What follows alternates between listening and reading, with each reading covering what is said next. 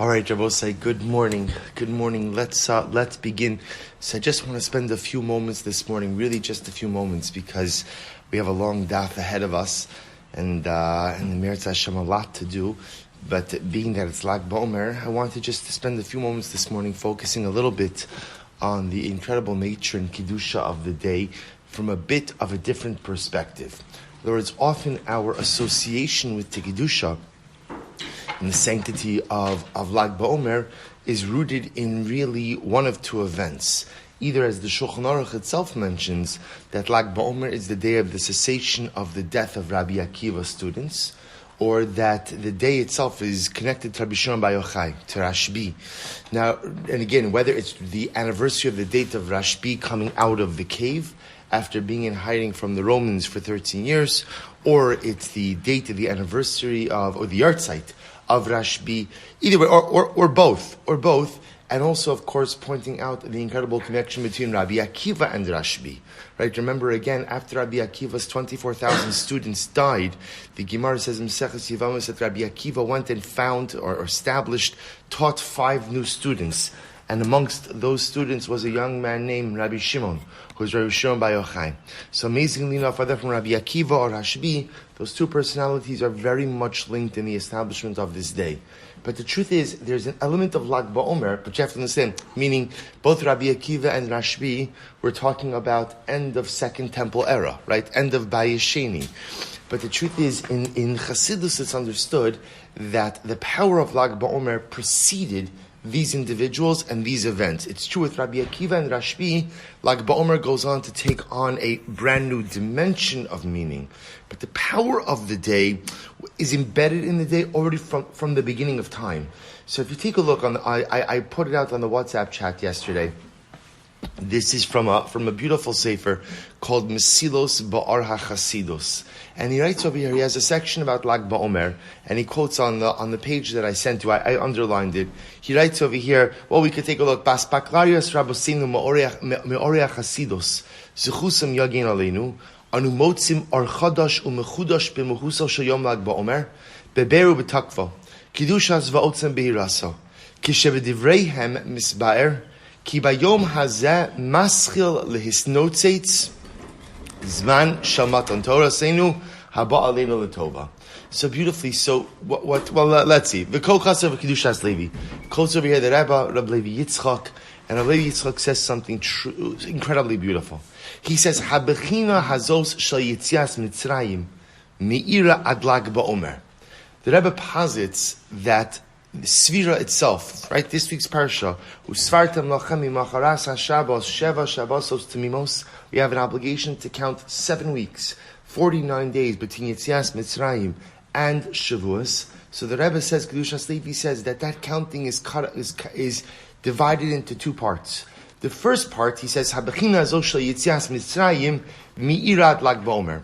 For the first 33 days, or up until the 33rd day, the essence of Svira is rooted in Yetzias Mitzrayim. It's almost as if it's the afterglow of Yetzias Mitzrayim. Right? We left Egypt, we experienced an incredible salvation, and up until the 33rd day, the focus of the days, the Kedusha of the days, emanates from Yetzias Mitzrayim. Umilag BaOmer maschil ha'ara shalmamet har Sinai shikabalas haTorah. Rabbi Levi Yitzchak posits that there's a switch that occurs at Lag BaOmer. And what's the switch? The switch is that from the 33rd day of the Omer and on, the focus is no longer Yetzias Mitzrayim, but the focus is Kabbalas HaTorah. The focus is Shavuos. And it's not just what the focus is, it's where the Kedusha of the days themselves emanate from. Up until Lag BaOmer, the Kedusha of the Sfira emanates from Yetzias Mitzrayim. From Lag BaOmer and on, the Kedusha of the Sfira is pulled from Shavuos. He goes on, he says, this is so beautiful. Umiramis ha'inyan bepasek v'Yakov kara lo gal eid. See, he goes to the pasuk, right, in Bereshis, quotes the pasuk in Parashas Vayishlach, and the Parashas Vayishlach, that remember again, this is when Yaakov Avinu parts ways from Lavan. And remember again, Yaakov, he steals away from Lavan, he sneaks away in the middle of the night. Lavan catches up with him, and they make a treaty. Right after a little bit of anxiety at first, or a little bit of tension, they make a treaty, and the treaty essentially is they set up a line of demarcation, and both parties agree no one crosses the line. Yaakov is going to go into Eretz Yisrael. You don't come back to Aram Naharaim. Lavan agrees not to come into Canaan, and they draw a line. And the Torah says the Yaakov. And what do? They made a pile of stones in order to go ahead and demarcate the area. So the pasuk says V'Yaakov kara lo Galed. Yaakov called it Galed. Gal literally means a pile. Aid is testimony. So the Rebbe says something so beautiful. He quotes over here, Kilomar, Kevan Shemagia Gal. When the Gal, right, also David HaMelech writes, Galenai va'abita, open my eyes and I will see. Gal is Lag. When Gal comes, when Lag BaOmer comes, Shehu merumaz alag BaOmer, az maschilin laha'ir bechinos ha'ara kabbalah satorah. So we'll say the moment that Gal comes is the moment that you begin to feel the energy of Kabbalah Satorah, that you begin to feel ultimately again the energy of Shavuos, that you begin to feel the energy of what's going to happen in just a few days from now. Umilas ad, see that's here something very beautiful. He says the word ad quotes to the pasuk from Yechezkel, Humilashon ade adayim, which again the Gemara darshans to refer to Kabbalah Satorah. It literally means ade adayim, means blossoming into womanhood. It's the metaphor referring to Klal Yisrael as a maturing young woman. Sheromes al haTorah. So we'll say just an incredibly beautiful and overwhelming idea. This notion that the Sira itself is divided up into these two parts. And up until Lag BaOmer, the Kedusha, it's almost like the inspiration of the days is Novea, stems from what was. And then for the rest of the Sphira, the inspiration stems from what will be. And isn't that the incredible dialectic of life? Right? Life is this combination of things. We are inspired from our past, and ultimately again, or we gain strength from our past, and we gain inspiration from our future. He quotes, we'll do one more little piece. He says, V'chein isa b'ma'or v'shemesh, quotes over here the beautiful idea of the Ma'or Shemesh, the kavanas hasvira, shonu sofrim chamishim yom, hi kedesh nizdachich atzminu b'mei hasvira, kedesh niska lahasagas haTorah b'chag hashvuos, v'tzarich ha'adam l'takin masa b'mei hasvira, ad Lag BaOmer, shehu shavua chamishi shebesvira, shu hod shebahod, umikan ve'ilech maschil lehisnotzeis or chag hashvuos. He will say same idea of so the Ma'or Shemesh is quoting the basic same idea as Rabbi Levi Yitzchak. He's framing it a little bit differently in the more esoteric concepts of hod and hod shebahod. But I will say I think it's a profound idea because what it tells you is the power. There are days that possess an incredible amount of kedusha. The way they're just embedded in the world is that they possess kedusha.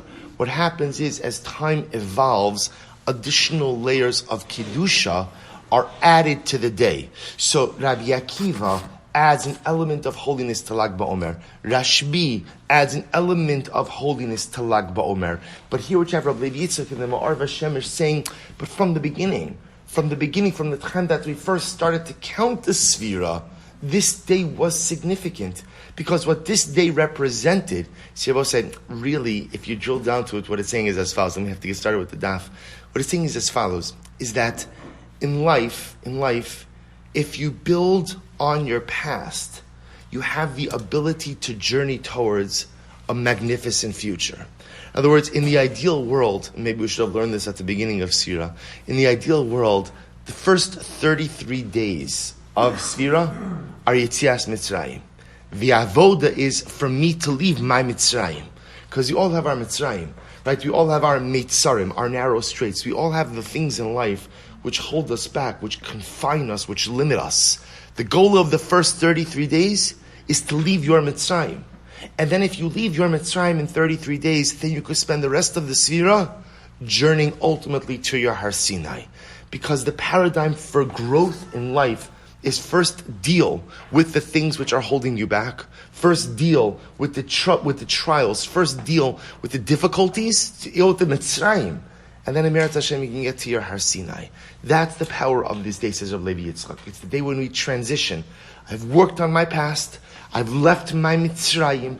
I've changed who I am. And now I'm ready to go on for my Kabbalah Satorah. All right, so we'll stop over here. Meretz Hashem, we'll have the opportunity for more like BaOmer Torah. If we have a little bit of time at the end of the show, I'll share with you some more. But highly unlikely that I'm going to have more time at the end of the daf. But you'll see also, I also put on the sheet a beautiful piece by the Belzer Rebbe, which you'll take a look on. You'll take a look at it as well. Really incredibly beautiful. All right.